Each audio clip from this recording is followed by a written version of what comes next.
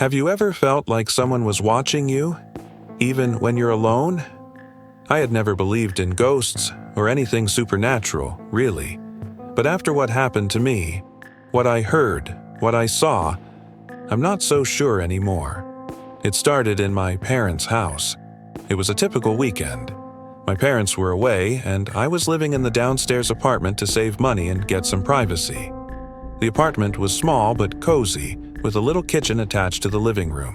I had some friends over that night, just Anthony and Jay, to drink, watch hockey, and shoot the breeze. It was the kind of night where we were just talking loud, playing music, having fun. We weren't bothering anyone. Or so I thought. By the time the game was over, we'd had a few drinks. Jay and Anthony had both decided to crash on the couch. It was a big couch. It could easily fit all three of us if we needed it. So I said goodnight and went to bed. But I didn't sleep long. I woke up in the middle of the night. Something was off. I could hear footsteps from upstairs. At first, I thought it was one of my friends, maybe getting some water from the fridge. It didn't seem that strange. But then, I heard something I definitely wasn't expecting. My bedroom door handle. It was jiggling. I always lock my bedroom door. It's just a habit. So, I lay there, confused. Not sure if I should even bother checking.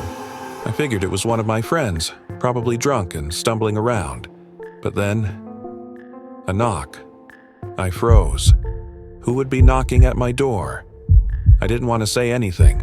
I didn't want to disturb anyone, so I stayed still.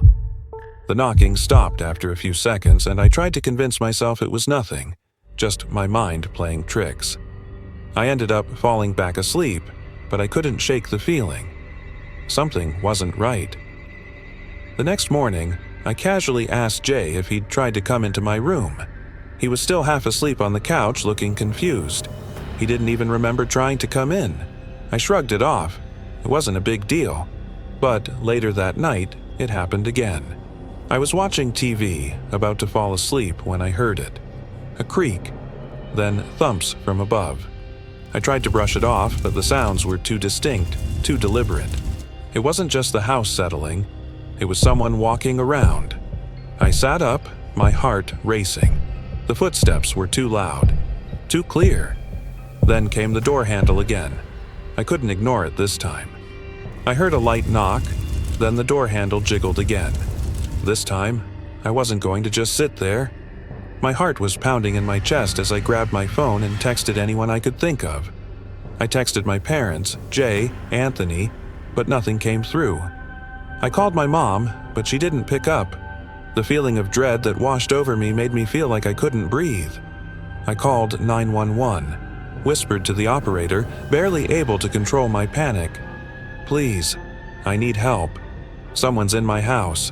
I asked the operator to tell the police to meet me at my bedroom window. I wasn't going out there. Not by myself. My mind raced with worst-case scenarios. What if the person had been in the house the whole time? What if they were hiding somewhere in the house right now? Finally, I heard a tap at the window. I opened it, and a police officer stepped inside. The relief I felt seeing him didn't last long. He didn't need to say anything to know that something was horribly wrong. The officers searched the apartment first, then moved upstairs. As they entered my parents' bedroom, I heard shouting, yelling. My stomach dropped.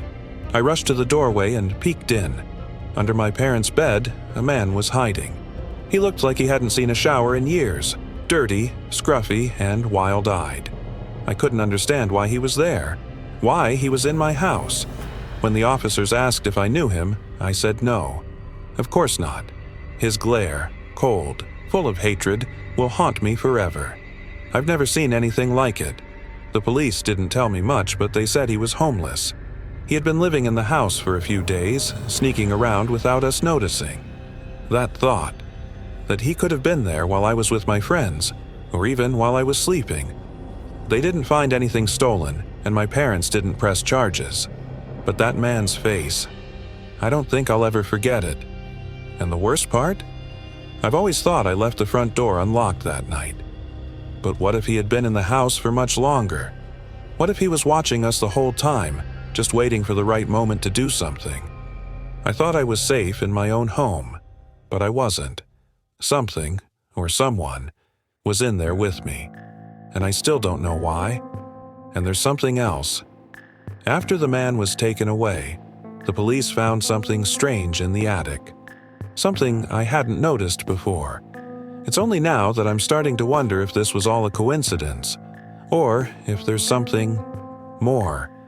Stay tuned for the next part of the story, because what happened next? It's even worse. What would you do if you thought you were alone, but you weren't?